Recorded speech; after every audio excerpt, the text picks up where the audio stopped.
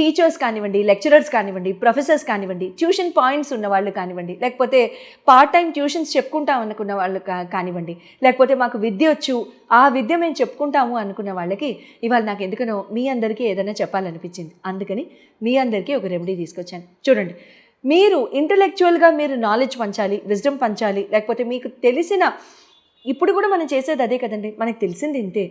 ఆ తెలిసిన ఇంతలో మనం అందరం కలిసి చెప్పుకుంటున్నాం. మీకు తోచింది మీకు, నాకు తోచింది నేను. మీకు పనికొచ్చేది మీరు తీసుకుంటారు, నాకు మీ దగ్గర నుంచి నేర్చుకోవాల్సింది నేను తీసుకుంటాను, అంతేనా? సో ఆ రకంగా మనం చెప్పుకోవాలనుకుంటే కనుక మనకి సంబంధించిన ప్లానెట్ ఎవరు, ఏ ప్లానెట్ అయితే మనకి మంచి రిజల్ట్స్ ఇస్తాయి అనేది కనుక మనం చెప్పుకున్నట్లయితే బుధ భగవానుడు. బుధ భగవానుడు మనకి మంచి రిజల్ట్స్ ఇస్తారు. ఇటువంటి బుధ భగవాన్ని మనం బలపరుచుకోవడం ఎలా?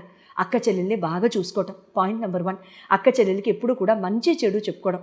అండ్ తర్వాత బుధ భగవానుడికి ఎంతో చక్కగా మీరు మనీ ప్లాంట్ పెంచుకోవచ్చు. మనీ ప్లాంట్ ఎక్కడ పెంచుకోవచ్చు? Northern part of your home, అక్కడ మీరు మనీ ప్లాంట్ కనుక పెంచుకున్నట్లయితే చాలా మంచి జరుగుతుంది.